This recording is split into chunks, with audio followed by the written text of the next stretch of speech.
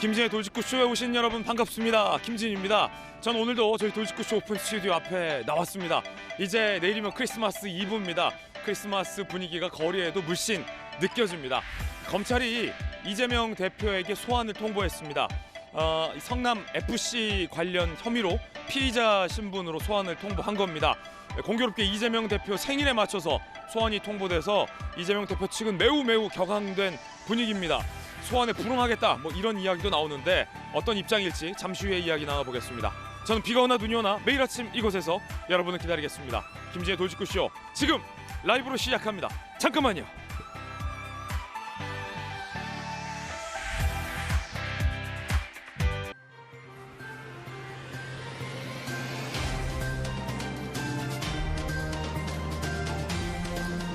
신문 읽어준 남자입니다. 이재명 대표의 생일에 검찰이 소환을 통보했습니다.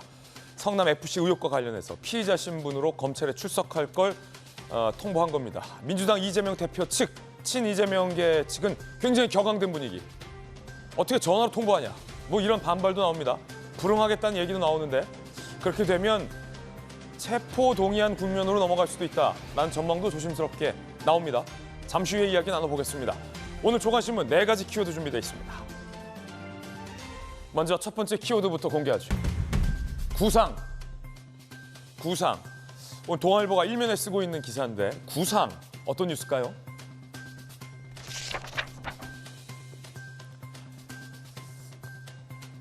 젤렌스키 우크라이나 대통령이 미국을 전격 방문했습니다. 바이든 대통령과 만나서 10개 조건으로 평화 구상에 합의를 했습니다. G7 평화 정상회담에서 보장을 해달라라고 두 정상이 목소리를 높였습니다.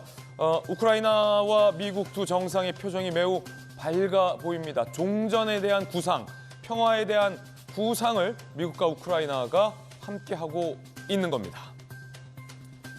자, 이제는 이 구상을 러시아가 받냐 안 받냐의 문제일 것 같습니다. 이어서 두 번째 키워드입니다.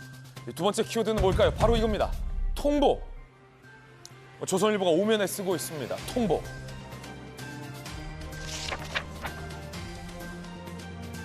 검찰 소환 통보를 받아든 이재명 대표는 아랑곳하지 않고 민생 행보를 갔습니다. 고향을 찾았죠. 내가 그렇게 무섭냐? 라고 이재명 대표는 반발했습니다. 그러자 여당에서는 비겁하게 숨지 말라라고 비판을 했습니다. 고향 안동을 찾았어요. 권력 비리 수사를 정치 보복으로 규정했다. 여당에서는 이렇게 비판하고 있습니다. 민주당 친이재명계 측에서는 검찰 생일에 맞춰서 소환장 보냈냐? 이게 생일 선물이냐? 이렇게 격앙된 반응도 나오고 있습니다. 잠시 후에 이야기 나눠보겠습니다. 이어서 세 번째 키워드입니다. 세 번째 키워드는 이겁니다. 합의, 구상, 통보, 합의. 경향신문 2면입니다. 여야가 모처럼 요즘 합의 잘하고 있습니다. 예산안 잠정적으로 합의했습니다. 다주택자 종부세 인하하기로, 지역상품권 하기로, 무엇보다 쟁점이 됐었던 법인세, 현행 과세 표준 구간별 1%포인트씩 세율 인하하기로, 그리고 경찰국 법무부 인사정보관리단 예산 절반 삭감하기로 50% 여야가 합의를 했습니다. 국조특위도 여야가 합의해서 같이 하는 모습 잘 지내니까 보기 좋지 않습니까? 이어서 다음 키워드입니다. 네 번째 키워드는 이겁니다. 착수. 중앙일보가 오늘 16면에 쓰고 있습니다. 경찰은 닥터카 탑승 논란 신현영 의원에 대해서 수사를 착수했습니다. 명지병원은 일부러 신현영 의원과 남편을 태우기 위해서 정원이 더 많은 사이레가 안 달린 승합차를 보냈다라는 의혹도 제기됐습니다. 여당에선 신 의원 태우려 차량까지 바꿨냐라고 명지병원을 향한 비판의 목소리도 나오고 있는 상황입니다. 그 가운데 저희 채널A가 단독 취재한 내용에 따르면 신현영 의원이 집으로 귀가할 때는 병원 직원 차 타고 갔다라는 취재 내용도 단독으로 준비되어 있습니다. 잠시 후에 이야기 전해드리겠습니다. 지금까지 신문 읽어주는 남자였습니다.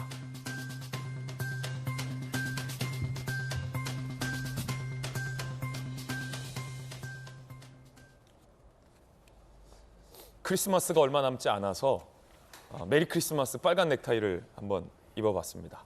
넥타이로 여러분들에게 인사드리면서 시작을 할까 합니다. 강추위 뚫고 오신 분들 소개해드리죠.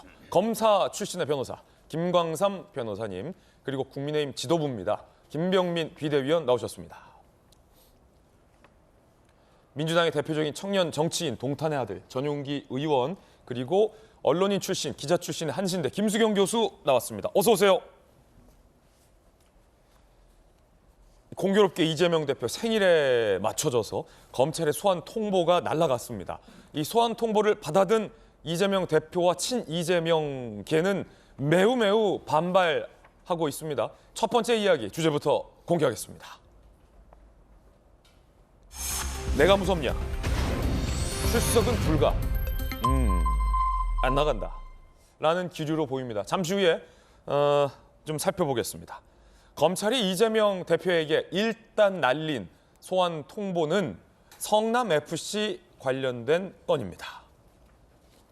잘 아시다시피 성남FC 의혹, 성남시장 시절 성남FC 구단주를 겸임했죠. 기업들로부터 160억 후원 받고 두산이죠, 두산. 부지 용도 변경 등 편의를 봐줬다라는 의혹, 제3자 뇌물 혐의로 검찰은 의심하고 있습니다.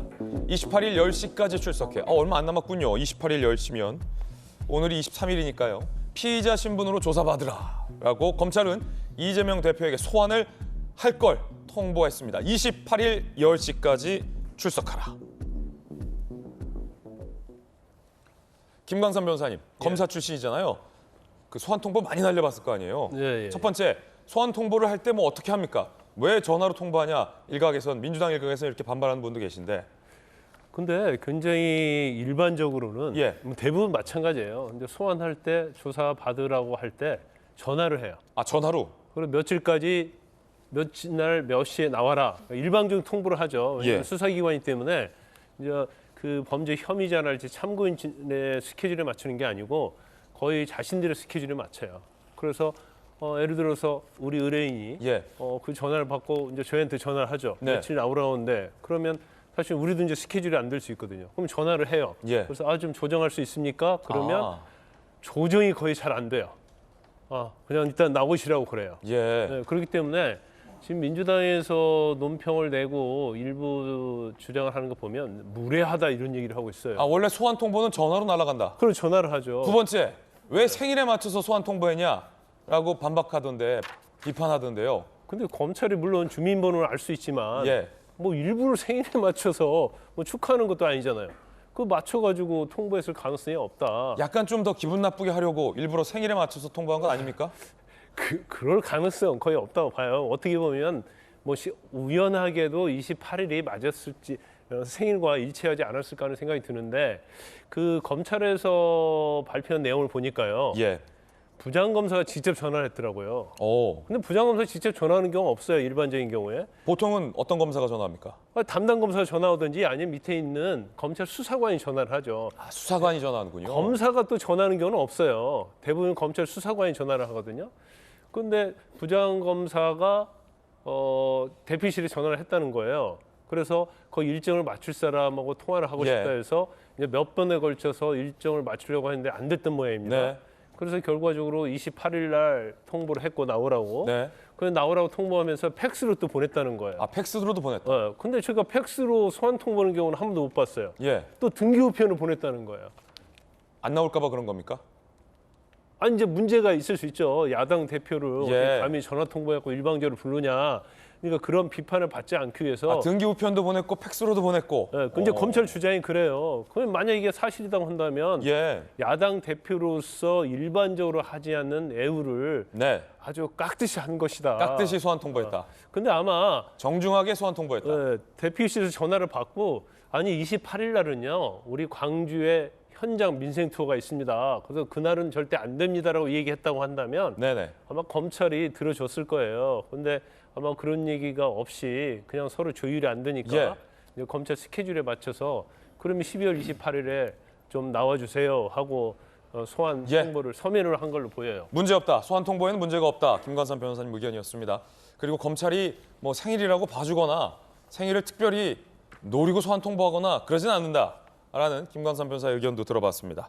자, 이제 소환 불응하면 어떻게 될지 그 이야기는 또 다음번에 바로 잠시 후에 질문 드리겠습니다. 일단 소환을 통보한 이유, 그 이유가 무엇일지 한번 보시죠. 제3자 뇌물수수. 이유는 지난 9월 30일 A씨 전 성남시 전략추진팀장 제3자 뇌물 혐의로 기소. 공소장에 이재명, 정진상과 공모했다라고 적시가 돼 있습니다. 연간 150억 필요했던 성남FC 운영 자금 마련이 어려워서 두산건설에게 정자동 부지 용도 변경 대가로 후원금 50억을 요구했다. 현금 받을 적법한 수단이 없다는 걸 알고도 무리하게 후원을 요구했다라고 검찰은 판단했다라는 겁니다. 소환 통보를 받아든 이재명 대표는 어떤 반응을 보였을까요? 팥죽을 먹으면서 먹방을 하면서 이거 먹고 액땜해야 한다라는 여유를 보이는가 하면 내가 그렇게 무섭냐라고 반발하기도 했다고 합니다. 이재명 대표입니다.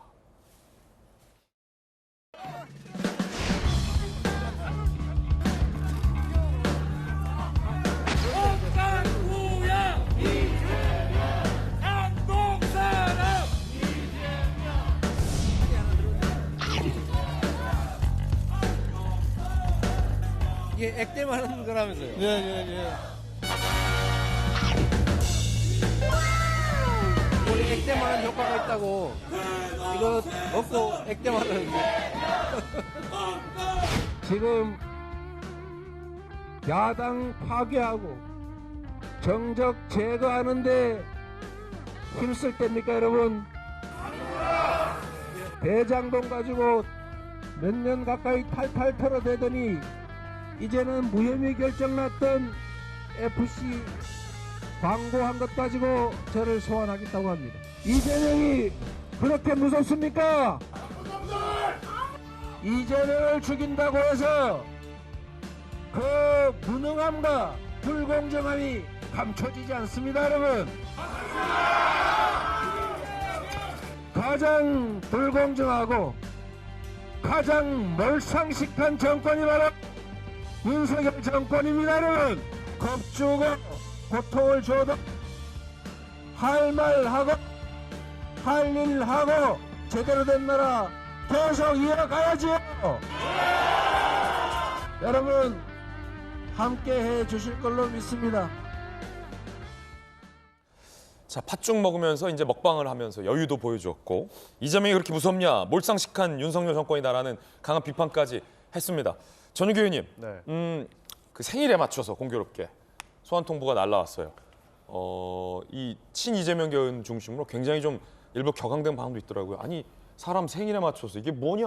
생일 선물 보내주지 못할 망정 웬 소환 통보를 생일에 맞춰 하냐? 어떻게 보십니까? 검찰은 이미 이재명 대표를 범죄자로 낙인을 찍고 있기 때문에 이게 생일 선물이다라고 줬을 수도 있을 것 같습니다. 이거 먹어라. 예, 뭐 이거나 먹어라 이런 형태인 것 같은데 정말 뭐 검찰이 하는 모습 보면 저는 논평을 딱 네 글자로 하고 싶은데요. 하다.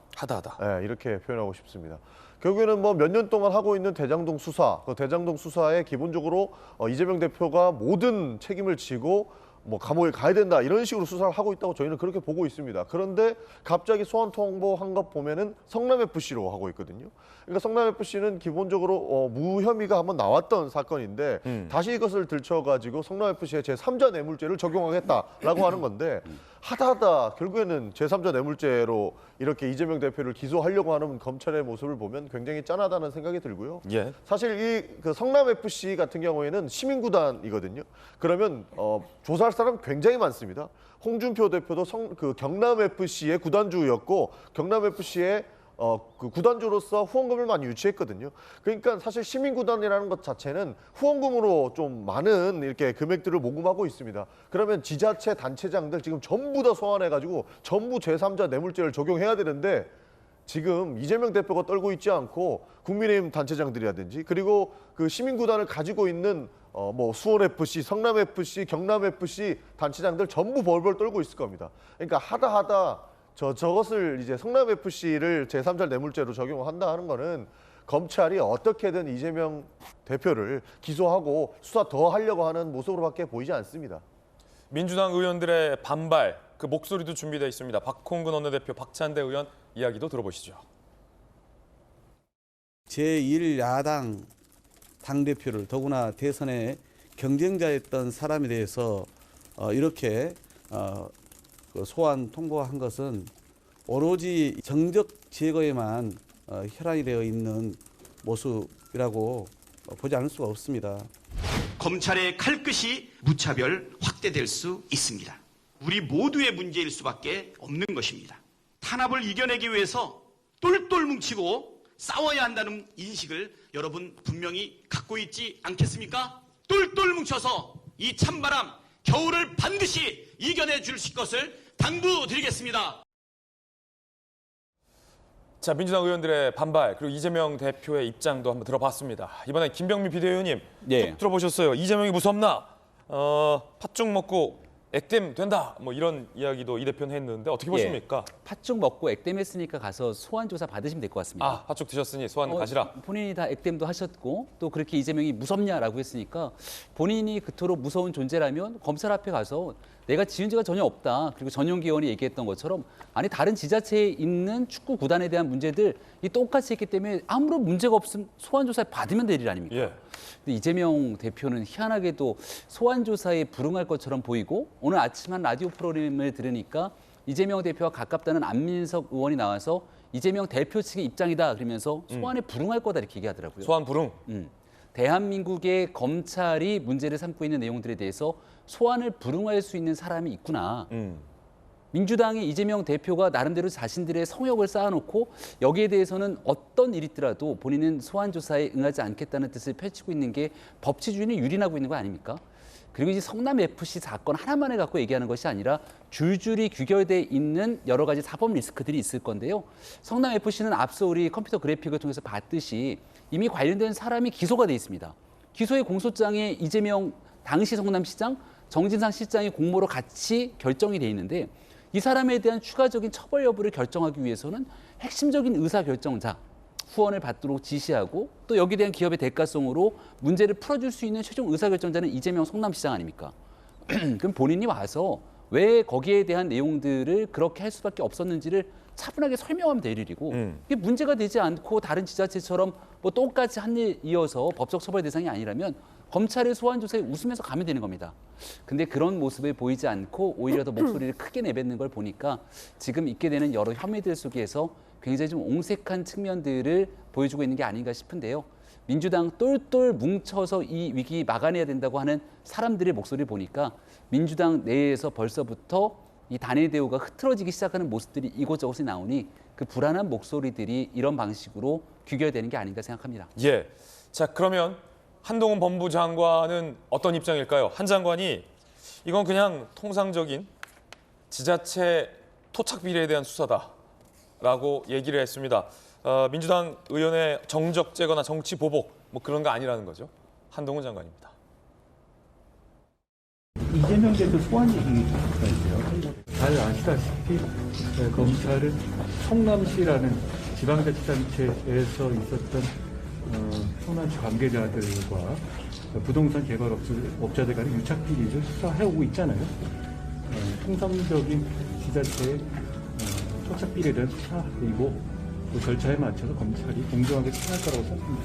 구체적인 소환이나 이런 거에 대해서 제가 말씀드릴 만한 상황은 아닌 것 같아요. 김수경 교수님 언론인 출신이잖아요.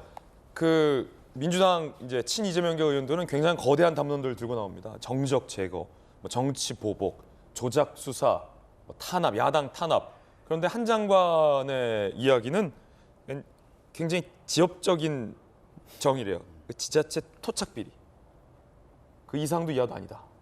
어떻게 보십니까? 그렇죠. 사실 지금 야당에서 반박을 하는 그 프레임 혹은 레토릭이라고 할 수 있는 건 굉장히 거대 담론이에요. 구체적인 내용이 없거든요.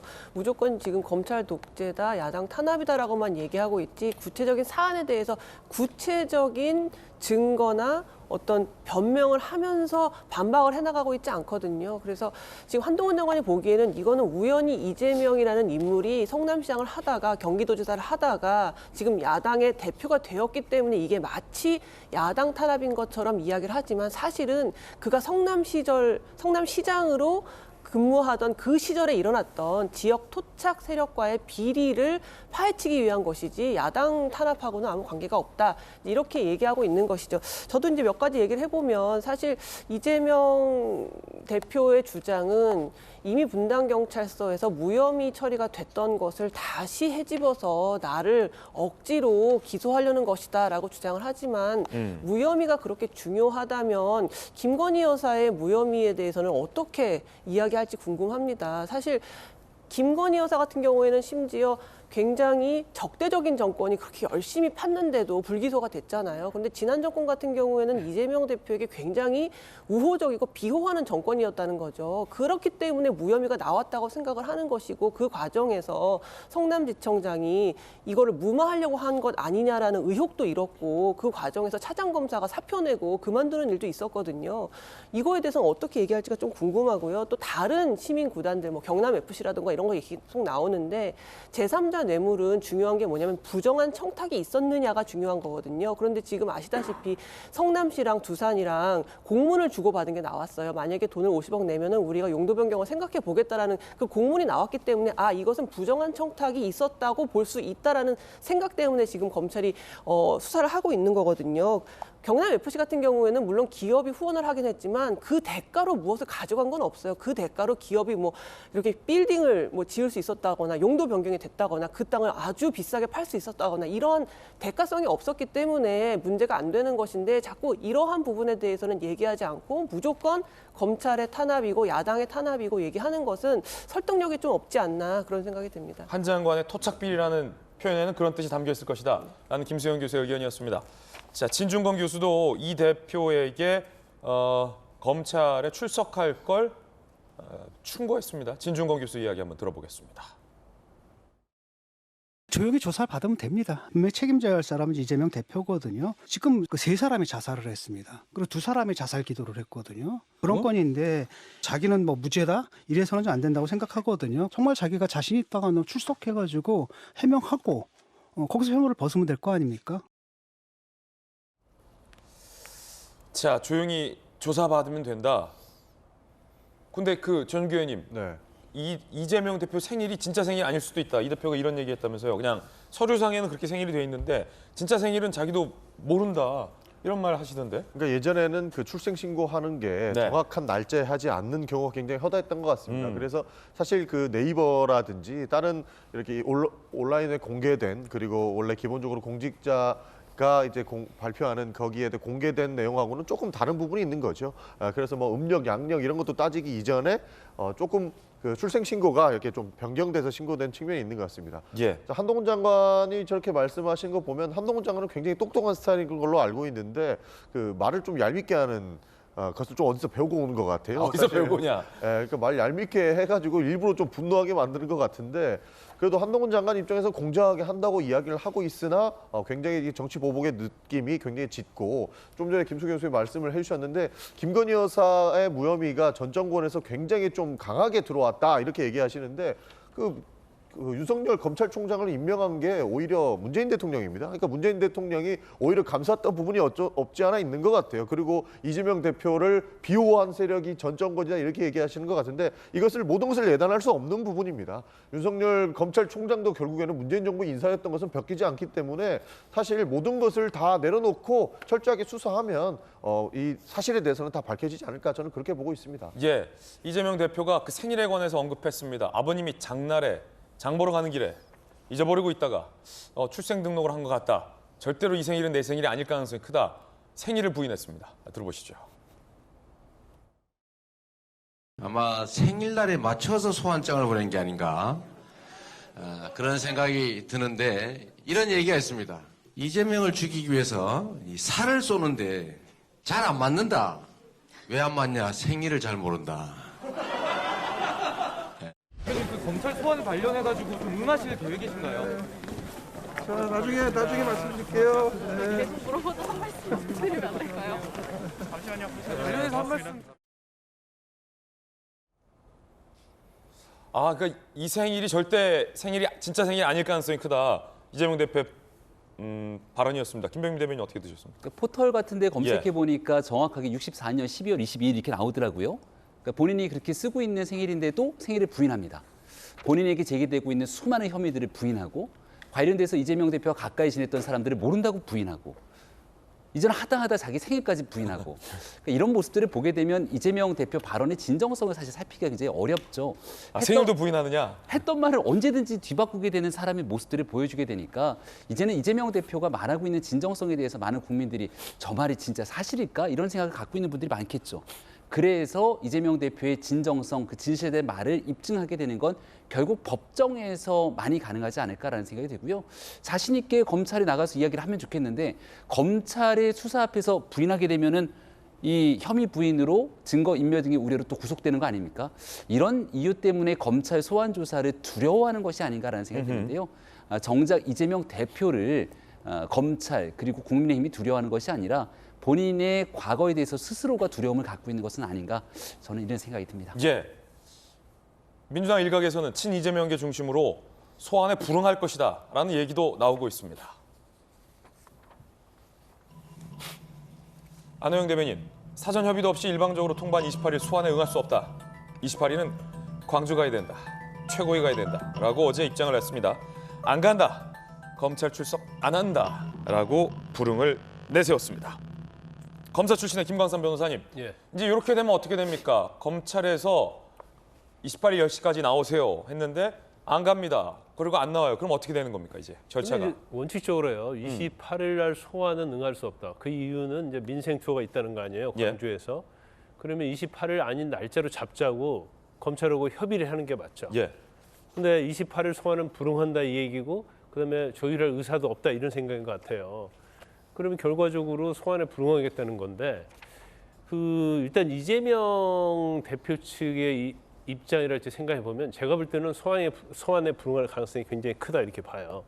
그 이유는 이제 여러 가지가 있겠지만 지금 성남 FC에 대해서 소환에 응하게 되면 대장동, 유래, 백현동, 쌍범 이게 다 있거든요. 예. 그럼 그때마다 다 가서 소환 또 응해야 돼요. 이 사법 리스크 혐의가 아직 더 많이 남아 있다. 네, 그런데 이게 한 건당 이게 한 번 조사하고 끝낼 사건은 아니에요. 그럼 계속 두세 번 조사를 받아야 하면 지금 6건이면 3번 따지면 18번 아니에요? 그러면 그거 굉장히 이제 본인 입장에서 부담이 가고 당대표로서 어떤 역할을 하는데 굉장히 문제가 많고 갈 때마다 이제 포토라인에 쓰게 되는 거죠. 그러면 이건 엄청난 본인의 정치적인 게 치명적이다는 차원이 있고요. 그래서 소환에 불응할 가능성이 있고 이제 두 번째는 이제 전략적 이유죠. 지금 검찰이 쥐고 있는 카드가 뭔지를 잘 몰라요. 예. 그런데 가서 조사를 받으면 계속적으로 추궁을 하게 될 것이고 부인을 했는데 자기 진술에 반하는 명백한 증거가 또 다른 게 있어요. 그럼 배치되는 거겠죠. 그러면 결과적으로 소환 불응했다가 나중에 재판을 할 때 수사기록과 검찰이 낸 증거를 전부 다 본 다음에 대응하는 게 본인에게 훨씬 유리할 수 있어요. 그렇군요. 그러면은 계속 불렀는데 계속 안 해. 안 가요. 불응해요. 그럼 어떻게 되는 겁니까 나중에? 그러면 이제 검찰에서 지난번 우리 허위사실 공표와 관련해서는 서면 조사를 끝냈잖아요. 근데 그것은 말을 한 거고 간다는 거예요. 네. 그러면 서면 조사할 수 있어요. 예. 그렇지만 대장동, 백현동, 유래, 성남 FC 이것은 굉장히 복잡하면서 대단한 사건이거든요. 예. 중한 사건이거든요. 그리고 이걸 서면 조사를 끝낼 수 없어요. 그럼 결과적으로 이제 체포영장을 신청할 수밖에 없는데. 체포영장으로 갈 수 있다. 그렇죠. 근데 또 여기 어떤 또 이게 굉장히 복잡한 게 있냐면. 그러면 이제 국회에 저거 본회의 투표를 거쳐야겠군요. 체포동의안. 그런데 제가 아까 한 건이 아니고 여러 건이라고 했잖아요. 예. 그럼 성남 FC 할 때 체포영장 또 신청해갖고 체포동의안 가결 여부가 되고 대장동 할 때 그렇고 유래할 때 그렇고 그럼 한 6번을 체포영장이 국회에서 또 가결이 돼야 한단 말이에요. 그래서 아마 제가 볼 때는 체포영장이랄지 구속영장 청구할 가능성이 높은데 예. 검찰이 성남 FC 한 건 가지고 할 건지 아니면 전체적인 걸 몰아서 한 건으로 체포영장을 신청할 건지 아니면 사전구속영장을 신청할 것인지 이제 검찰이 아마 여러 가지로 고민을 하고 있을 거라고 봅니다. 예.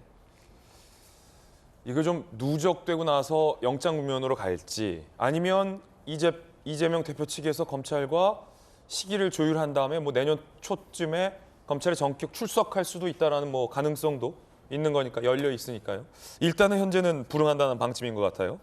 자, 김의겸 의원은 홍준표 시장을 끌고 들어옵니다. 홍준표부터 조사하고 처벌하라라는 김의겸 의원 주장 들어보시죠. 무슨 근거로 이재명 대표를 조사하겠다는 겁니까? 이 대표가 10원 한 장이라도 자기 주머니에 집어넣은 게 있습니까? 검찰은 이재명 대표가 아니라 홍준표 시장부터 여당의 당체장부터 수사하고 조사하고 처벌을 해야 될 것입니다. 국민의힘 단체장은 괜찮고 이재명 대표는 안 됩니까? 10원 한 장이라도 이재명 시장에게 들어갔다는 정황 증거라도 있습니까? 오직 정적 제거를 위해 말도 안 되는 억지 수사를 하고 있습니다. 제정신이라면 이런 말도 안 되는 수사를 멈춰야 합니다. 홍준표 시장부터 처벌하고 조사하라라는 김우겸 의원의 주장입니다. 그러면 홍준표 지금 대구시장이죠? 홍준표 시장은 어떤 입장일까요?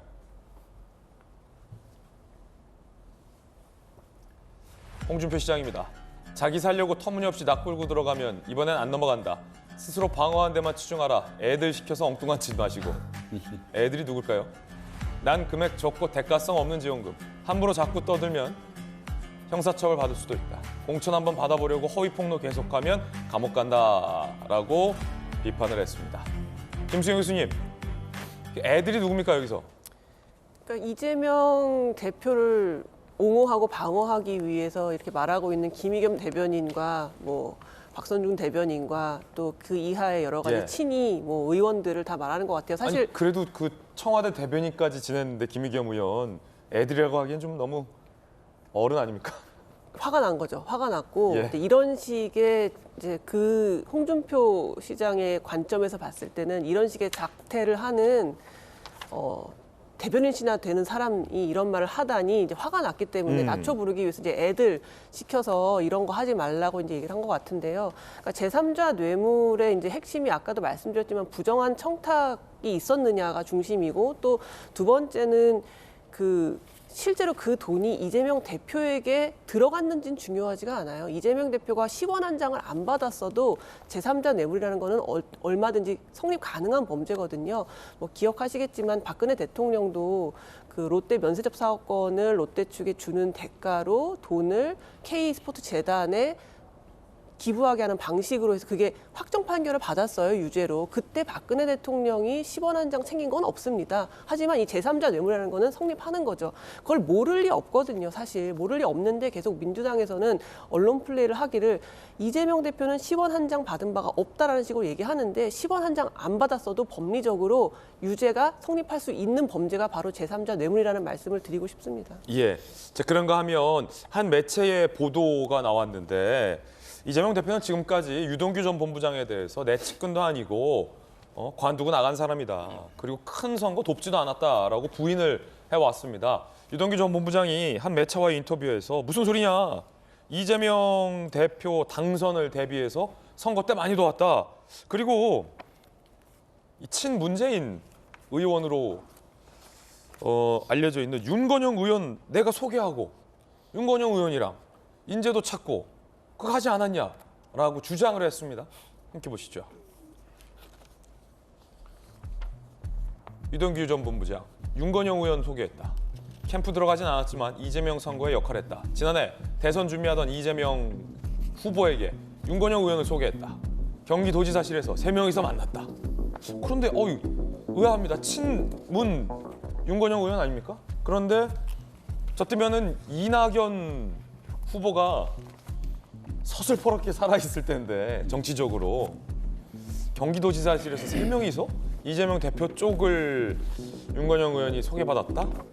지난해 1월 유동규 전 본부장과 윤건영 의원의 통화 내역도 검찰은 확보했다라고 보도가 나오고 있습니다. 급기야 유동규 전 본부장의 주장에 따르면 친문재인 윤건영 의원이 이재명 대표에게 청와대에 들어가면 사람 뽑기 쉽지 않으니 미리 뽑아서 준비해두라 라는 조언까지 했다. 이 조언에 따라 내가 선거 캠프 아닌 외곽에서 별동대처럼 움직였다. 국방부 장관 후보자 검토 등 인재 물색 나섰다라고 유동규 전 본부장은 주장을 했습니다. 야, 이거 굉장히 좀 의아한 주장이 나왔는데 이렇게 되면 윤건영 의원이 굉장히 좀 곤란해질 것 같은 윤건영 의원 입장이 나왔는지 좀 함께 보시죠. 윤건영 의원 인사차 만났다. 만난 사실 부인 안 했어요. 그런데 이재명 대표 측은 일방적 주장이다, 과시용이다.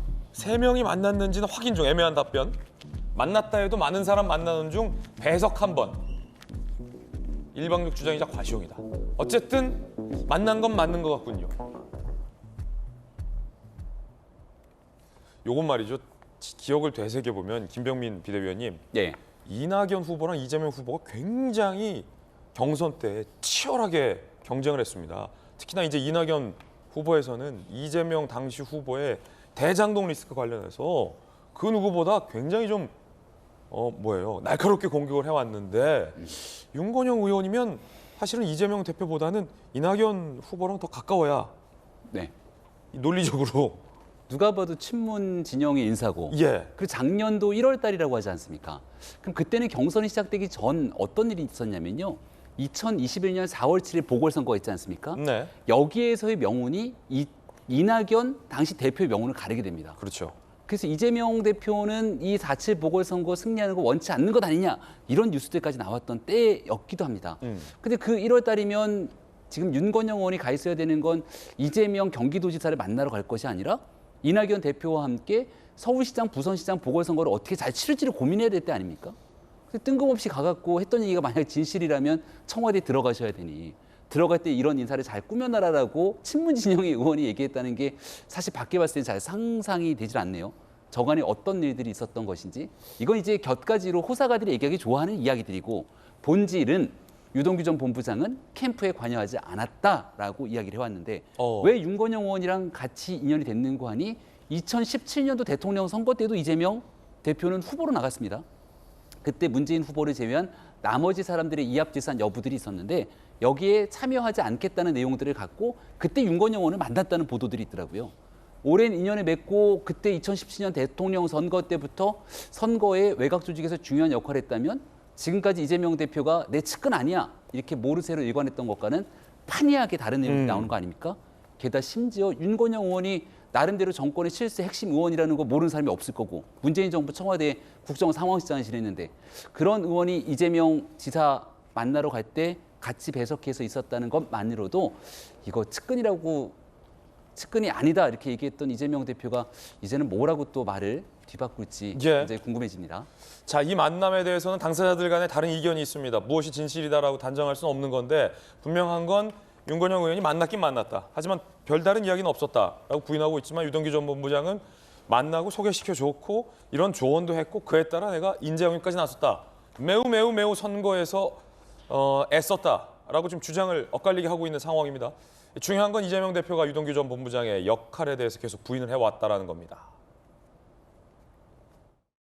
정부 산하 기관에 무슨 중간 간부가 다 측근이면 측근 미어 터지겠죠. 그 사람이 저의 선거를 도와줬습니까? 현재 캠프에도 참여하지 않고 있고, 작년 연말에 일방적으로 사표 내고 나가버렸는데, 자꾸 무리하게 엮지 말고 지연 말단적인 거 가지고 혼선을 주기보다는 이 전체적인 그림.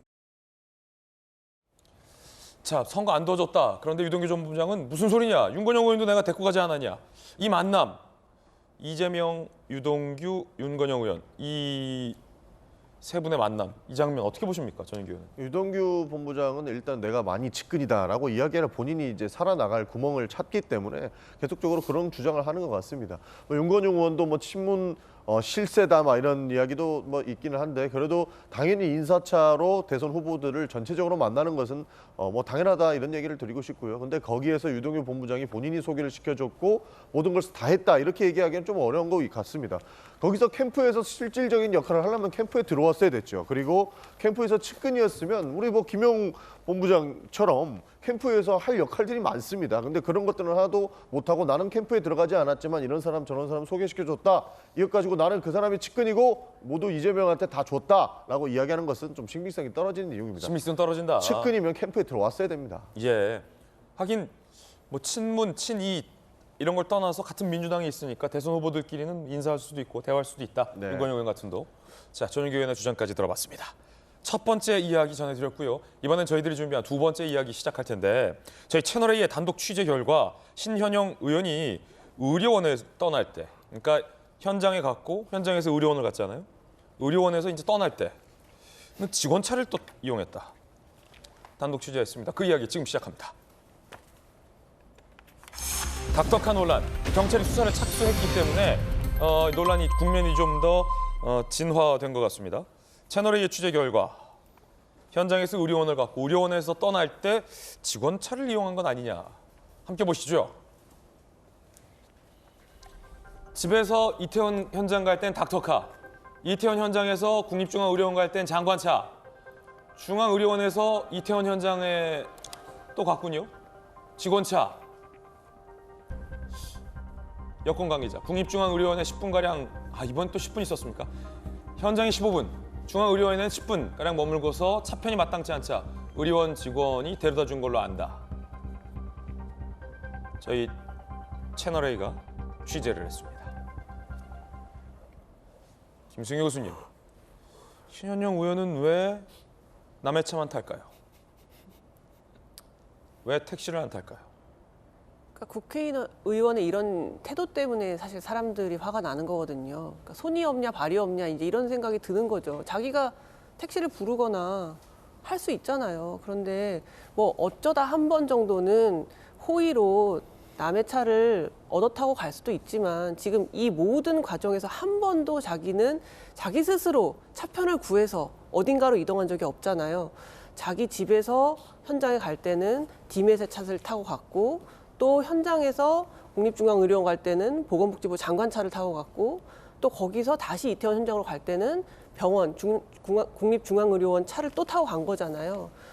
그냥 자기가 좀 이동할 수도 있었고 특별히 또 할 일도 없었던 것 같아요. 그러니까 이태원 현장에서 15분 있다가 국립중앙의료원 가서 10분 정도 있다가 다시 이태원으로 갔거든요. 왜 도대체 거기를 갔었는지 모르겠어요. 무슨 얘기를 들으려고 뭘 하려고.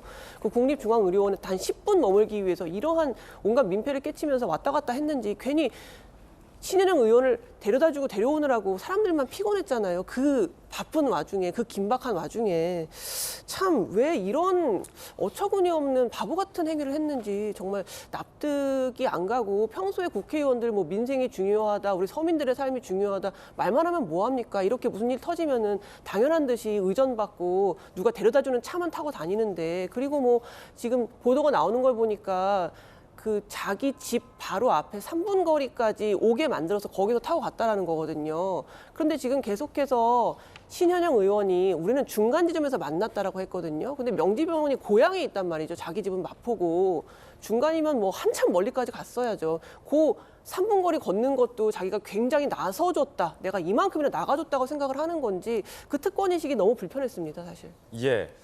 자, 물론 이제 신현영 의원은 의사로서 이태원 참사 현장에 갔고 또 국립중앙의료원에 간 것은 지휘 체계에 대해서 제대로 되고 있는지 보고받기 위해서 갔다라고 해명을 하고 있습니다. 체류 시간은 이태원 참사 현장은 15분, 국립중앙의료원은 10분. 여기서 이제 저희 채널A의 단독 취재는 의료원을 떠날 때는 직원차를 타고 또 갔다. 김병민 비대위원님, 네. 어떻게 보십니까? 왜냐면 글쎄요. 중앙의료원은 택시가 부르면 오거든요. 잘 오거든요. 네. 또 뭐 택시 부르는 거 많지 않습니까?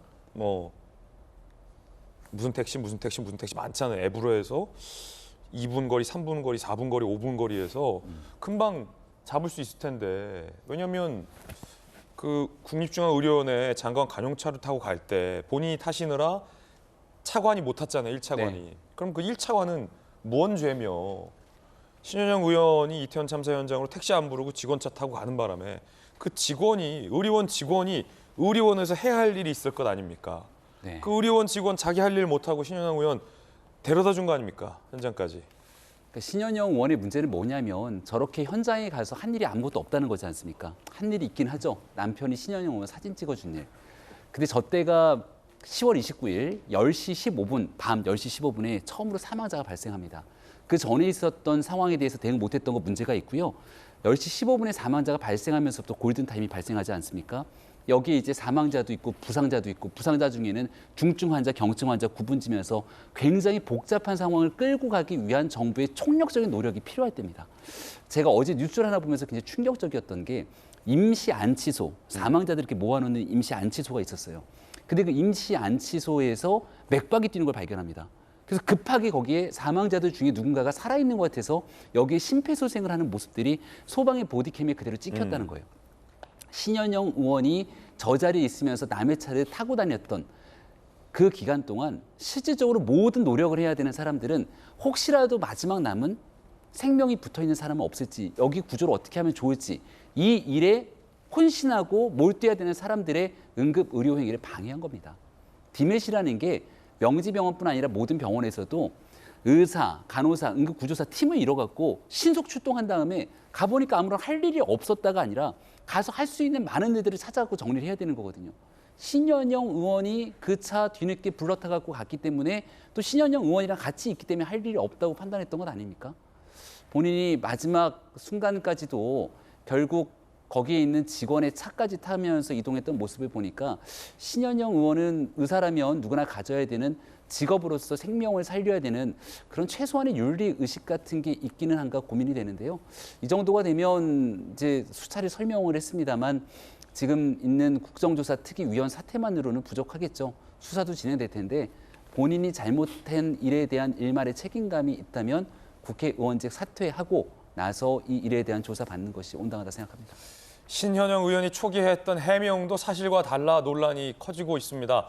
앞서 김수경 교수가 잠깐 언급을 해주셨는데 집 앞까지 안 불렀다, 중간에서 탔다라는 식으로 해명을 했는데 글쎄요, 신현영 의원의 집 3분 거리에서 탑승을 했습니다. 집 앞까지, 거의 집 앞까지, 3분 거리 앞까지 그 응급 차량이 왔다라는 겁니다. 닥터카죠, 닥터카. 중간에서 탔다더니 신현영 의원 집 3분 거리에서 탑승. 중앙일보와의 인터뷰에서 탑승 지점을 명확히 밝힐 의무가 없다. 중간에 만나서 합류했다라고 해명을 했었군요. 지난 18일자 중앙일보 보도에. 그런데 당시 명지병원 차량의 이동 경로가 이대역 5번 출구를 경유했다. 신현영 의원의 자택과 도보 3분 거리, 직선거리 200m, 바로 앞이군요. 이태원 직행보다 20여 분 더 소요가 됐습니다. 자, 김광삼 변호사님, 네. 중간에서 만나서 합류했다라는 해명을 중앙일보와의 인터뷰에서 했다라는 보도인데 만약에 이대역 저 3번 출구인가요? 몇 번 출구였죠? 5번. 이대역 5번 출구요? 5번 출구면은 이쪽인데 여기가 중간이라면 신현영 의원의 집은 용강동이어야 돼요. 아니면 지금 고양이잖아요. 고양, 이대, 한 용산쯤 집이 있어야만 여기가 중간이 돼요.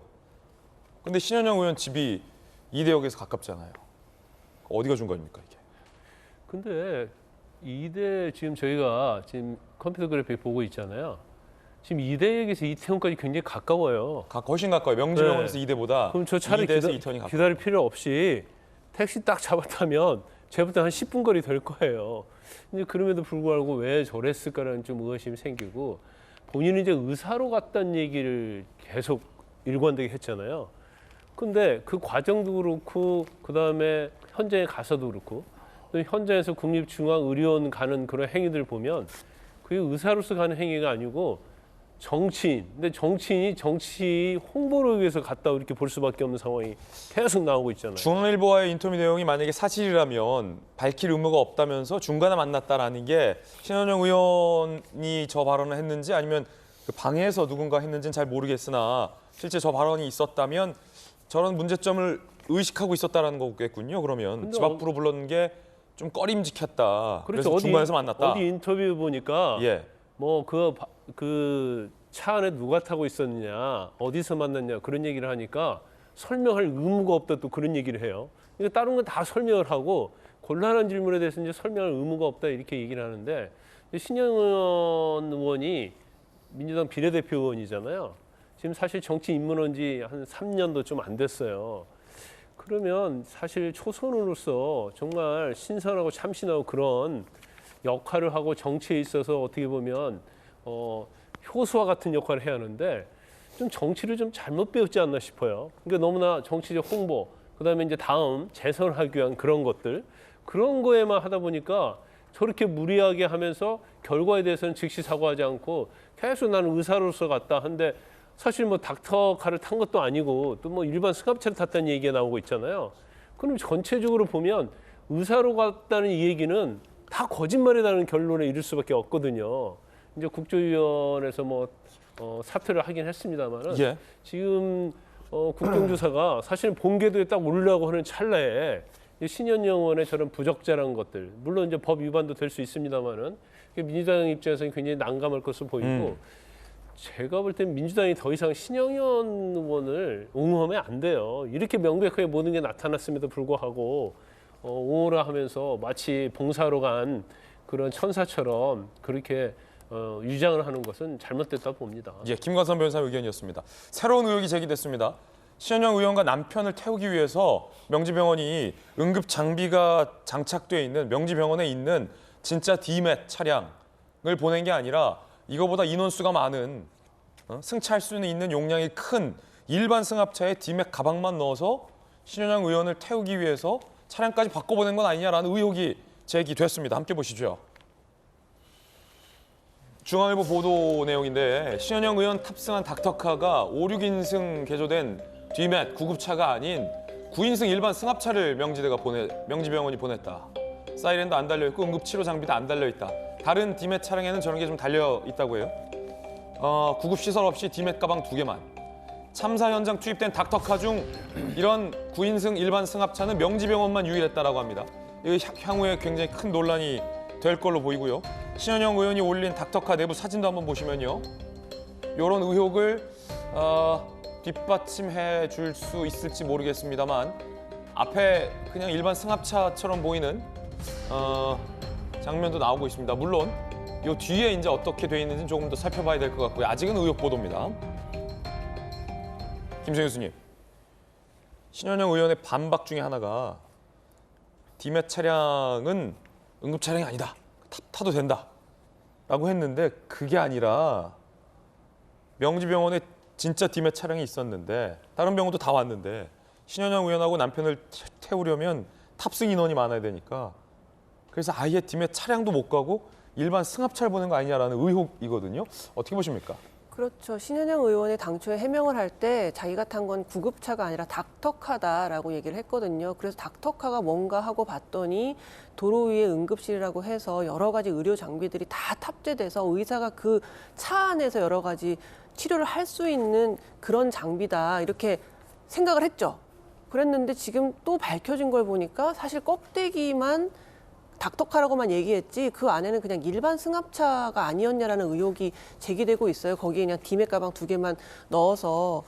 그러니까 저는 맨 처음에 이게 닥터카라고 얘기를 했을 때는 그러면 신현영 의원과 남편이 타느라고 두 사람이 더 못 탔을 텐데 더 탈 수도 있는 걸 못 탔을 텐데라고 생각했더니 그게 아니고 이 많은 사람을 다 태우기 위해서 어쩌면 안에 아무 장비도 없는 그냥 일반 승합차를 보낸 게 아니냐는 얘기가 나오고 있는 거죠. 그럼 굳이 명지병원이 아무런 장비도 갖춰져 있지 않은 차를 그 한밤중에 급하게 보내야 됐을 이유가 뭘까요? 보통은 이제 사람을 구조하는데 그리고 사람을 현장에서 병원으로 데려오는 과정에서 혹시라도 환자가 사망하지 않게 하기 위해서 닥터카라는 거를 일부러 보내는 건데 아무것도 없는 껍데기만 있는 이 차량을 굳이 그 밤중에 응급구조를 해야 되는 그 상황에 보낸 이유는 어쩌면 불필요하게 신현영 의원과 그 남편까지도 같이 태우기 위해서 그럼 여러 명이 탈 수 있는 차가 필요하고 닥터카라는 거는 그렇게 여러 명이 탈 수 없고 그래서 결국 이 차를 대동해서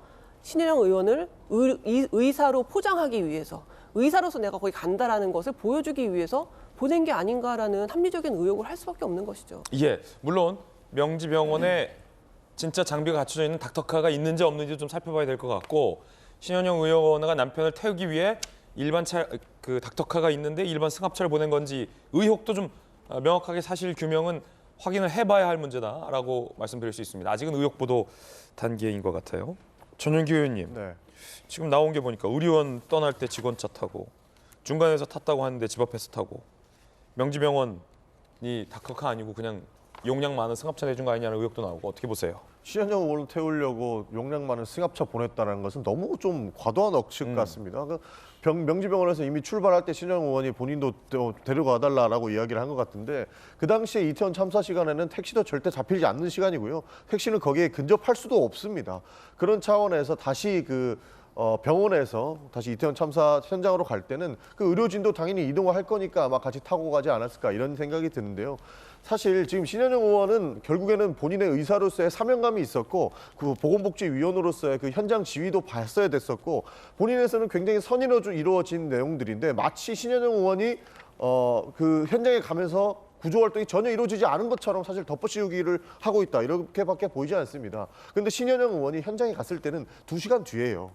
10시 반에 이미 사망자가 발생했는데 1시가 넘어서 신현영 의원이 그 자리에 갔거든요.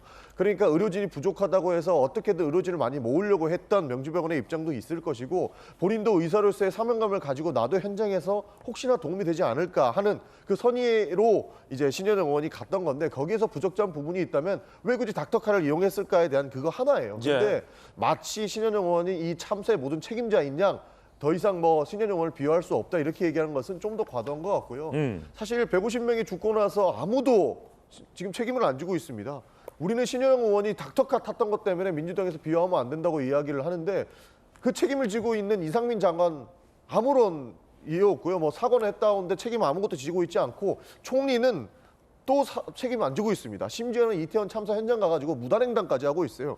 그러니까 기본조차 안 된 사람들을 비호하면서 무슨 신현영 의원한테 그 선의로 가가지고 자기는 어떻게든 도움되려고 했던 사람들을 이렇게 비난하고 비판하는 저는 인정할 수 없다고 보고 있습니다. 물론 닥터카를 이용해서 문제가 됐던 거에 대해서는 신현영 의원도 사과를 했고 거기에 대한 정치적 책임을 졌습니다. 더 이상 이 참사의 진상규명을 방해하지 말고 저는 국정조사에 명확하게 임해서 이런 내용들을 다 밝혔으면 좋겠다 이런 말씀 드리고 싶습니다. 국정조사를 통해서 진실은 당연히 밝혀야 되는 거고요. 근데 신현영 의원이 10월 29일 참사가 있고 난 다음 날 10월 30일 그때 올렸던 SNS 글을 한번 저는 정영기 의원이 꼭 살펴봤으면 좋겠습니다. 본인이 디메팀의 일원으로서 저 자리에 갔던 것처럼 꾸며서 SNS에 글을 올리고 저기에 버젓이 본인 남편이 찍었다고 하는 홍보용 사진을 SNS에 게재하게 되죠. 민주당은 선이라고 얘기를 하게 되는데 100번의 양보해서 보더라도 본인이 디메팀이 아님에도 불구하고 디메팀의 일원인 것처럼 꾸며서 얘기를 하고 남편이 찍은 저 사진을 홍보용처럼 버젓이 게시하게 됐던 문제는 민주당이 주장하고 있는 최소한의 선의마저 우리가 분명하게 인지하지 어려운 측면들이 있다는 점들을 밝힐 수밖에 없습니다. 저 때 택시가 잡히지 않았다고요? 그 당시 있었던 서울경찰청을 비롯해서 무수히 많은 사람들이 뒤늦게 이 상황을 알게 되고 이태원 현장으로 집결하게 되는데 많은 사람들이 택시를 타고 택시를 잡아타서 현장으로 오게 됩니다. 그런데 왜 유독 신현영 의원만 택시가 잡히지 않아서 저 자리를 디메팀의 그 차량을 불러서 오게 됐는지 여기에 대한 설명이 잘 되지가 않죠. 잘못된 일에 대해서는 솔직한 반성이 필요합니다. 왜 저 일이 가장 큰 문제냐면 나오는 일에 대한 진상규명은 진상규명대로 해야죠. 하지만 여기에 본인이 직접적인 책임을 갖고 문제가 제기되고 있는 사람들에 대해서는 여기에 대한 진상규명에는 처벌이 필요한 내용인데 응급의료행위는 신현영 의원이 과거에 얘기했던 것처럼 분초를 다투게 되는 골든타임이 매우 중요합니다. 근데 그 골든타임을 향해서 출동 명령이 받으면 10분 만에 출동해야 되는 디메팀 차량을 엉뚱하게 자기 집 앞으로 불러내면서 그 골든타임을 놓치게 됐고 여기에 대한 응급의료행위를 방해했던 일, 이거는 그냥 어물쩍 넘어갈 수 있는 일이 아니지 않습니까? 이런 측면에서는 더불어민주당도 신현영 의원에 대한 비호 또 전체적인 이태원 참사 진상규명이라는 말 속에서 이 일을 어물쩍 넘어가지 말고 잘못된 일에 대해서는 잘못됐다고 이야기를 하면서 진상규명에 나설 때 많은 일들이 바로잡힐 거라는 말씀을 드립니다. 민주당의 원로인 유인태 전 장관도 신현영 의원에 대해서 한마디 돌직구 날렸습니다. 들어보시죠. 그 도착했을 때 경기도 차들 그 나중에 불렀는데 그때는 할 일이 없었대요. 현장이 거의 종료가 됐던 본인한테 들었어요. 할 일이 있는데도 아무것도 안 하고 그 자리를 떠난 건 아니고 국회의원 신분에 갑자기 혼자 가서 그 현장에 가서 좀 거들고 싶었던 게 본심 누가 새벽 1시에 나가려고 그랬겠어요. 그때 그건 택시를 불러 타고 갔어. 그렇죠. 가서 거기서 보자 이렇게 했어야 맞는 거였겠죠. 그게 좀 생각이 짧았던 것 같아요. 그런데 또 새로운 보도가 나왔는데 명지병원 이사장이 알고 봤더니 신현영 의원의 고액 후원자였다라는 보도도 나왔습니다. 명지병원 이사장 신현영 의원의 고액 후원자였다. 민주당 비례대표 영입 직전까지 명지병원 가정의학과에 근무했었죠. 명지병원 이사장이 2020년 12월 500만 원의 정치 후원금을 했다. 같은 해 고액 후원자 2명 중에 1명, 그러니까 2명 고액 후원자 중에 1명이 바로 명지병원 이사장이었다라는 보도가 나왔습니다. 자, 그러자 여당에서는 조국 전 장관 딸 조민 씨가 레지던트 지원했던 병원도 이재명 대표 장남이 가까운 병원 두고 굳이 입원했던 곳도 명지병원이다. 명지병원에 대한 철저한 조사가 필요하다라는 의혹을 제기하기도 했습니다. 이런 의혹 저런 의혹 포함해서 경찰이 닥터카 탑승과 관련해서 신현영 의원 의혹에 수사에 착수했다는 보도도 나오고 있습니다. 직권남용 응급의료법 위반 등의 혐의로 경찰은 수사에 착수했다. 위력에 의한 업무방해 혐의까지 고발이 됐죠. 서울경찰청 반부패 공공범죄수사대에 배당해서 수사에 착수했다라는 내용도 나오고 있습니다. 이런 거는 김관삼 변호사님, 그럼 뭘 수사하면 됩니까? 근데 이제 제가 여러 번 얘기했지만 범죄 혐의가 인정될 만한 것은 또 명확히 없어요. 아, 그래요? 그 중에 하나가 있다고 한다면 이제 직권남용이나 유력에는 업무방해인데 이게 이제 명지병원에서 사실은 닥터카를 이용해서 현장에 가려고 했는데 전화를 해서 국회의원의 지위를 이용해가지고 그걸 방해했다고 하면 이제 업무방해나 그런 게 되겠지만 지금 명지병원에서 근무를 했었고 명지병원 원장하고 사실 신영현 의원하고는 이제 특별한 관계로 알려져 있잖아요. 고액 후원도 하고 이사장. 그러니까 그 이사장 입장에서 어떻게 보면 신영현 의원이 정치 활동하는 데 있어서 굉장히 도움을 많이 주고 그다음에 승합차도 보내주고 이런 걸 보면 서로 협의해서 이루어진 걸로 보여요. 그러다 보니까 이제 범죄가 인정될 수 있는 여지는 저는 이제 별로 없다고 보는데 이제 본질은 그거예요. 이제 아까 전영기 의원, 김병민 의원 얘기했지만 이태원 참사의 본질과 관련해서는 신현영 의원은 아무 관계가 없어요. 국조와 관계에서 아무 관계가 없어요. 근데 문제는 뭐냐면 지금 신영현 의원이 지금 방송 인터뷰를 할지 여러 가지 얘기를 할 때 뭐라고 했냐면 그 당시 거기에는 국가가 없었다 이 얘기를 하잖아요. 국가가 없었던 거 맞죠. 근데 국가가 없어가지고 그 당시에 159명이라는 정말 소중한 목숨이 지금 사라졌잖아요.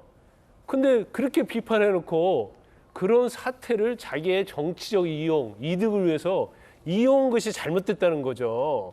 그걸 대해서 얘기하고 그 과정에 있어서 본인의 어떤 거짓말, 부적절한 행동 이거에 대해서 비판하는 것이지 이게 이태원 참사와 관련이 있다 그렇게 주장하는 사람은 잘못된 주장이에요. 그래서 이 본질이 무엇인가를 좀 정확히 알고 거기에 대해서 사실 신현영 의원이랄지 민주당에서 입장을 발표하는 게 맞죠.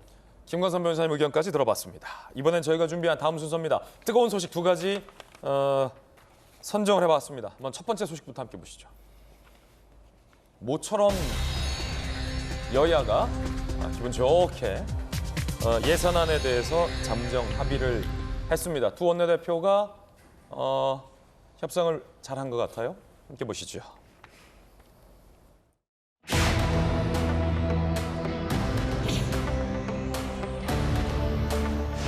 국회 예산 심의로 정부안 대비 4.6조 원을 감액하며 국가 채무와 국채 발행 규모는 정부안보다 늘리지 않는다. 법인세는 현행 과세 표준 구간별로 각 1%씩 세율을 인한다. 국정조사에 좀 온전히 진행될 수 있게끔 저희가 또 협조하는 것도 중요하다는 차원에서 오늘 서로 개성적으로 타협을 보게 되었습니다. 의견 차이가 좁혀지지 않아서 많이 힘들었습니다만은 그나마 이렇게 합의로 통과되게 되어서 참으로 다행스럽게 생각합니다.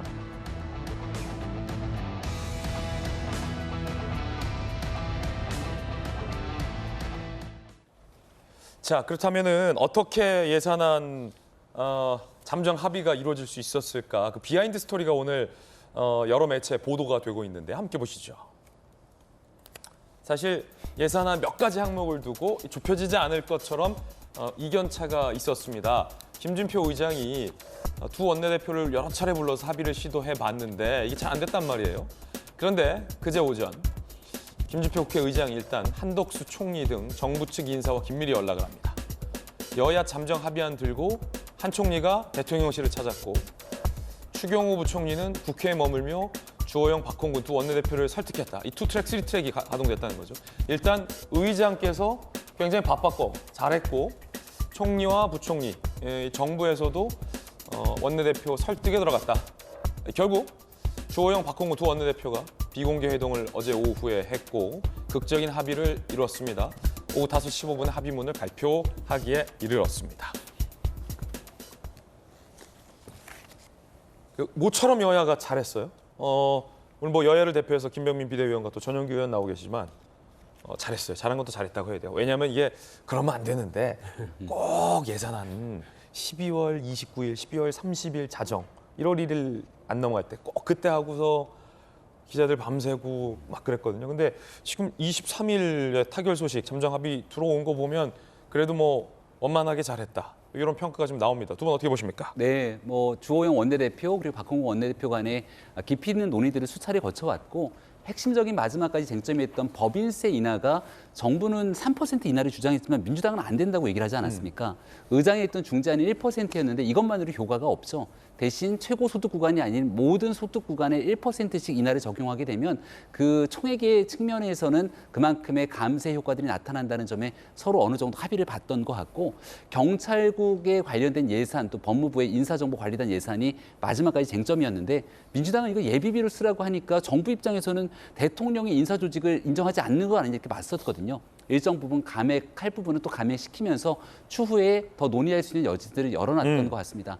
얼마든지 여야가 같이 머리를 맞대서 합의할 수 있는 부분들을 찾았다는 데에서 굉장히 좀 긍정적인 평가가 가능하지 않나 싶고 혹시나 마지막까지 대치 국면으로 가게 되면 준예산까지 가는 거 아니야? 이런 걱정하셨던 분들도 있는데 지금 어렵고 힘든 대한민국 민생, 경제 생각하면서 마지막 순간 한 발씩 양보했던 측면들 저는 높게 평가해도 좋다고 생각합니다. 여야가 하나씩 다 주고받았고 특히 이제 그 민주당의 박홍근 원내대표에 대해서 칭찬도 나와요. 왜냐하면 이 경찰국 싫어하셨는데 어쨌든 경찰국 예산 삭감했지만 대승적으로 통과시켜 주었고 그리고 법인세 인하도 대승적으로 지금 야당이 받아들여 줬으니까 민주당이 굉장히 좀 대승적으로 예산안에 합의를 잘 해줬다 이런 분석이 많이 나옵니다.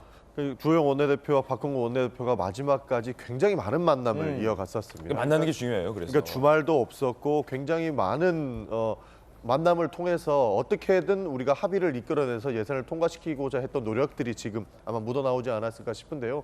내년에는 경제 성장률이 굉장히 많이 떨어진 1%대라고 합니다. 진짜 실제로 민생이 어려운 시절에 우리 그 여야가 그래도 합의를 통해서 국정 철학도 이해하고 그다음에 어려운 예산들을 다 통과시켰고 그다음에 지역화폐 예산도 어느 정도 복원을 했다는 것에 대해서 정말 국민들을 위한 합의가 아니었을까 저는 그렇게 평가하고 싶습니다. 모처럼 여야가 또 사이좋게 국조도 같이 하고 예산안도 손잡고 하니까 보기 좋습니다. 앞으로도 계속 이렇게 사이좋게 잘 지내시기를 부탁드립니다.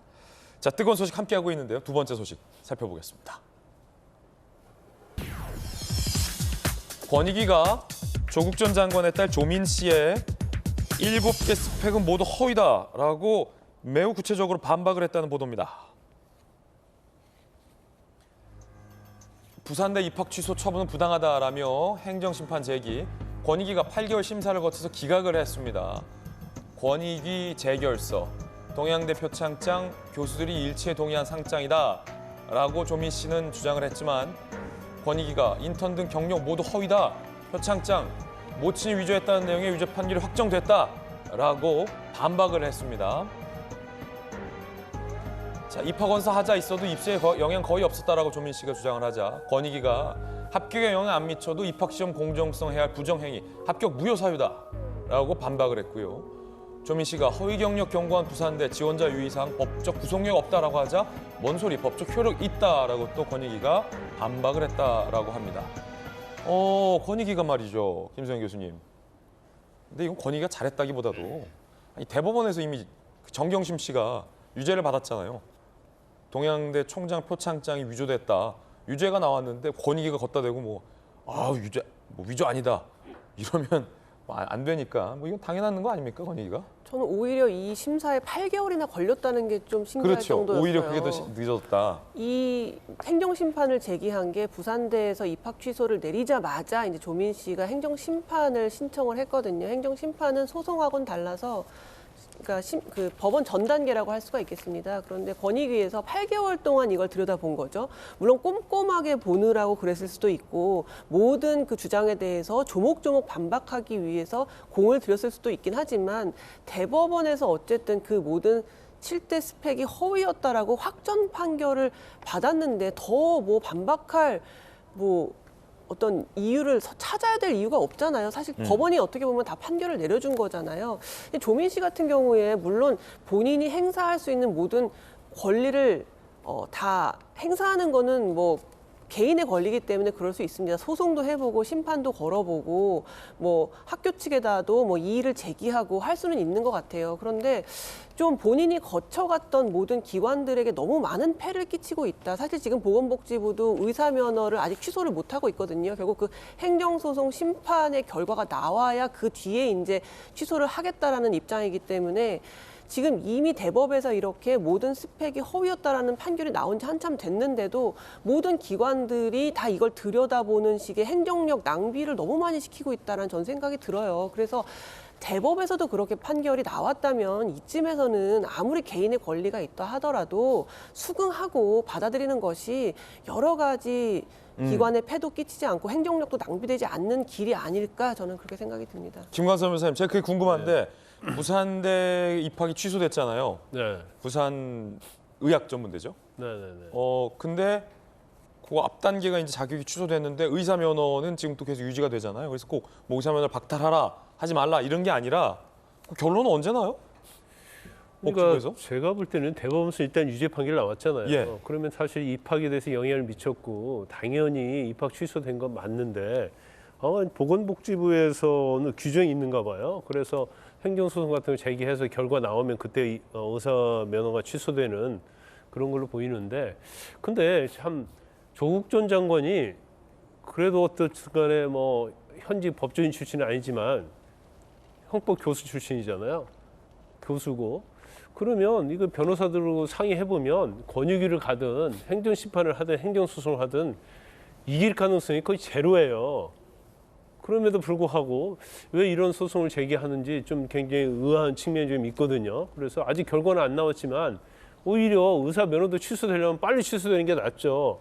그 이걸 왜 이렇게 끊는지 모르겠어요. 그래서 법적으로는 아마 본인이 안 될 거라는 걸 알면서도 어떤 정치적인 이유 또 자기가 이제까지 주장해왔던 명분 이런 걸 이유로 해서 계속 법적으로 끌고 가는 것이 아닌가. 근데 권익위도 할 일 많잖아요. 근데 명백히 권익위에서 기각될 것이 뻔한데도 불구하고 계속 이런 식으로 문제를 제기하는 거에 대해서는 참 이해할 수 없는 측면이 좀 있죠. 김관섭 변호사님 의견 들어봤습니다. 2019년 조민 씨의 한 인터뷰 내용도 준비되어 있습니다. 본인이 기소되고 대학원이나 대학 입학 취소되고 그래서 본인이 고졸이 되면 어떻게 해요? 그러면 정말 억울하죠. 제 인생 10년 정도가 사라지는 거니까요.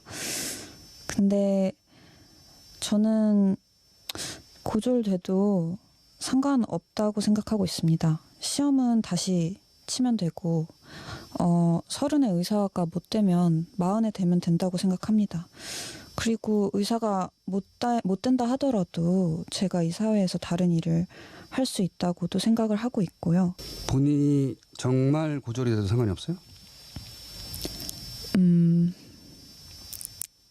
네, 상관없습니다. 자, 뜨거운 소식 살펴봤습니다. 이번엔 저희가 준비한 다음 이야기 전해드리겠습니다. 주제 공개하죠. 저의 은인 쪽방촌 방문. 대통령이 지지율이 굉장히 잘 나오자 자신감을 갖고 김건희 여사 등도 공개 행보를 이어가고 있습니다. 미래 과학자와의 대화에 대통령 내외가 참석을 했는데요. 어떤 발언들이 나왔는지 한번 보시죠.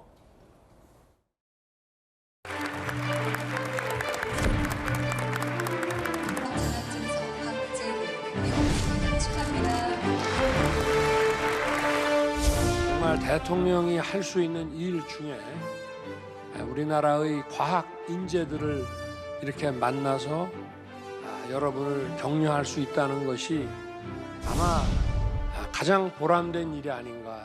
여러분들 중에서도 앞으로 많은 노벨상 수상자와 또 필즈상 수상자들이 나올 것으로 저는 기대하고 있습니다. 여러분들 자신 있죠? 할 수 있죠? 여러분.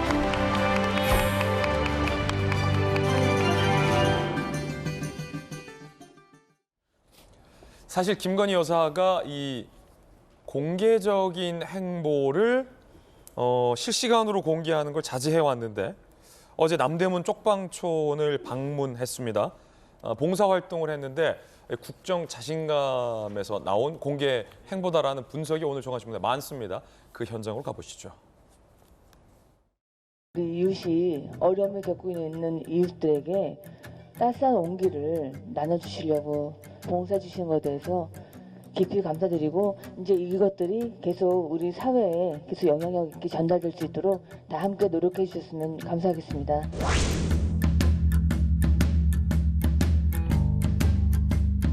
안 주세요? 아, 잘 됐네요. 안 적어요. 차가웠네. 오늘 날씨가 많이 쌀쌀해서 그래요. 자, 그 이전에 김건희 여사는 그 캄보디아에서 만났던 누구였죠? 로타. 그리고 누가 비판했죠? 장경태 최고위원이 비판했던 그 소년 한국에 와서 아산병원에서 수술을 받았어요. 다행히 수술이 잘 됐다고 했는데 김건희 여사가 그 로타 군을 다시 만났습니다. 함께 보시죠. 착하는데요. 다음번에 만날 때 또 건강해서 같이 만나야 돼요. 약속. 잘 치료 받아야 돼요. 이사야 너무 기적이라 이거 진짜. 걱정 너무 많이 했는데 깜짝 놀랐어요. 이렇게 뛸 수가 있다는 게 대통령이 너무 흐뭇해하시고 앞으로도 어떤 어려움도 극복해 나갈 수 있다는 아주 강력한 믿음을 가져야 돼요.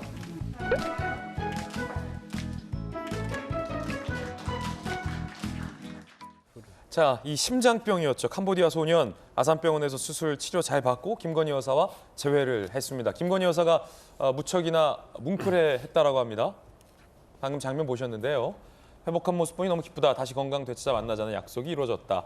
그러자 로타 군이 치료해 주셔서 감사하다. 여사님은 저의 은인이다. 이런 이야기를 했다라고 합니다. 김병민 비대위원님. 네, 의미 있는 일이죠. 우리가 이제 캄보디아에 방문했을 때 있었던 일 때문에 대한민국 사회에서 뭐 여러 정치적인 논란을 장경태 의원이 제기했지만 결과적으로 한 사람의 생명을 살리는 일에 대한민국이 큰 도움을 줬다고 생각을 합니다. 우리나라도 한강의 기적이라 불리면서 여러 세계 국가들의 도움을 받았던 적이 있지 않습니까? 이제 대한민국의 국력이 신장되고 우리가 이제 코이카 등을 통해서 또 할 수 있는 대한민국의 이 신장된 국력을 바탕으로 많은 도움의 손길을 내밀 수가 있겠죠. 특히 대한민국이 갖고 있는 좋은 의료 기술들 이런 일들로 누군가 어려운 또 저개발 국가에 있는 국민들의 생명 한 사람 한 사람을 구하는 데 도움이 된다면 그런 일들까지도 정치적 정쟁의 소재로 이용하지는 않았으면 좋겠습니다. 저 로타라는 아이 저 집에 갔을 때 나중에 대통령실에 있는 사람들에게 얘기를 들은 건데요. 같이 함께 보고 너무 마음이 아파서 그 당시 현장에 갔던 사람들, 참모진들이 주머니에 있는 많은 돈들을 다 꺼내서 기부금을 모아서 전달하고 왔을 정도로 마음이 아팠다고 합니다. 우리가 할 수 있는 정말 어려운 사람들과 함께 할 수 있는 약자와의 동행에 정부도 또 정치권도 함께 나서는 일에 대해서는 여야가 따로 없을 거라 생각하고요. 이런 일만큼은 정쟁의 소재로 삼지 않았으면 좋겠다는 말씀을 드립니다. 자, 그런가 하면 김수현 교수님, 김건희 여사가 방문한 쪽방촌이 남대문 쪽방촌을 방문해서 희망박스 전달 봉사활동을 했다고 해요. 근데 이제 원래 이제 이렇게 날이 추워지고 하면은 이제 영부인들이 이제 취약계층들을 많이 돌아다니면서 이렇게 어려운 사정을 듣기도 하고 또 이렇게 기부금이나 어떤 기부 물품 같은 것들을 전달하기도 하잖아요. 이번에도 이제 이런 공개 행보를 통해서 이제 뭔가 전격적으로 영부인으로서의 이제 행보를 나선 것 같은데요. 사실 김건희 여사가 등장할 때마다 그 좀 지역적인 것으로 이제 논란이 아주 커지는 양상이 되다 보니까 마음의 부담이 분명히 있으셨을 것 같아요. 이번에도 내가 뭐 말 한마디 한 것, 행동 하나 한 것을 가지고 어떻게 또 꼬투리를 잡혀서 그 국정에 좀 누가되지 않을까라는 우려도 있었을 것 같은데 방금 로타군의 사례에서도 봤었지만 정말 황당한 논란이 제기됐지만 그 결과는 결국 해피엔딩이었잖아요. 그 아이가 치료도 받고 결국은 상태가 좋아지는 것으로 해결됐기 때문에 아마 앞으로도 김건희 여사가 이런저러한 논란들이 있음에도 불구하고 이렇게 자기의 길을 그냥 굳건히 가면 그런 논란들이 다 잦아지지 않을까, 그런 본격적인 행보의 시작을 알리는 어떤 신호탄 같은 행보가 아닌가 그런 생각이 듭니다. 예, 오늘 보도를 보니까 이 국정 지지율이 상승을 해서 좀 자신감을 얻어서 공개 활동을 재개한 거 아니냐, 뭐 이런 분석도 나옵니다. 함께 보시죠. 이 부분인데 윤 대통령의 국정 지지율이 뭐 데일리한 여론조사 공정, 뉴시스 국민리서치그룹 에이스 리서치, 뉴스핀 RN서치 최근 여론조사 결과가 다 긍정 지지율이 41.6%, 44.5%, 42.0%로 국정 지지율이 40%를 넘는 여론조사들이 최근에 많이 발표가 되고 있습니다. 굉장히 한때 안 좋았을 때 20몇 %였을 때 비해서 40%를 좀 돌파해서 대통령실에서 어떤 긍정 평가의 상승에 굉장히 자신감을 얻고 있다라는 분석들이 지금 나오고 있습니다. 자, 김관삼 변호사님, 네. 지지율의 상승 어떤 요인들이 있을까 개인적으로 어떻게 분석하십니까? 저는 제가 볼 때 이제 화물연대에 대한 대응이 변곡점이 됐다 이렇게 봐요. 그러니까 사실 이제 그 이전에는 이제 윤석열 대통령이 법과 원칙을 얘기했는데 굉장히 추상적인 얘기였거든요. 그러니까 사실 뭐 자유, 법과 원칙 이런 얘기 들으면 뭐 맨날 누구나 할 수 있는 얘기. 그런데 그것을 가장 적용한 첫 사례가 바로 이제 화물연대에 대한 거 아닌가 싶고요. 어느 여론조사를 보니까 왜 지지하는 거에 대해서 결단력과 추진력을 얘기를 하더라고요. 그게 한 30% 이상 나온 그런 여론조사를 봤어요. 그러면 사실 이제 윤석열 대통령 어떤 장점 이런 것들이 사실 이제 자리를 잡아가고 있다 이렇게 봐요. 이제 그동안은 뭐 정치 경험이 없는 대통령으로서 좀 약간의 이제 논란이 좀 많이 있었잖아요. 이제 그런 것들을 추스러 가면서 하다 보니까 이제 상당히 좋은 평가를 받고 있다고 생각하고 이건 굉장히 중요한 의미가 있죠. 왜냐하면 40% 이상의 지지를 얻고 있다는 것은 앞으로 어떤 국정을 밀어붙이는 데 있어서 개혁을 밀어붙이는 데 있어서 굉장히 큰 동력이 될 수 있거든요. 그래서 아마 윤 대통령도 좀 고무가 됐을 거라고 보고 이제 여기에서 사실 그냥 안주를 하게 되면 다시 떨어질 거예요. 그러면 앞으로 연금이랄지 노동이랄지 교육이랄지 이런 개혁을 지속적으로 추진하면서 어떤 성과를 이뤄내느냐에 따라서 아마 지지율은 올라갈 수도 있고 또 내려갈 수 있는 여지가 있다 이렇게 봅니다. 예, 대통령의 국정 지지율과 또 김건희 여사의 공개 활동, 봉사 활동 내용까지 전해드렸습니다. 수술을 받은 캄보디아 소년 로티가 더욱더 건강해진 모습으로 국외에 가서 또 대한민국에 대해서 많이 긍정적인 이야기들도 알렸으면 좋겠습니다. 오늘 저희가 준비한 소식 모두 다 전해드렸습니다. 좋은 주말 보내시고요. 저희들은 월요일 아침 8시 50분에 또 인사드리겠습니다. 오늘 하루는 분명 어제보다 나을 겁니다. 좋은 하루, 좋은 주말 되십시오. 감사합니다.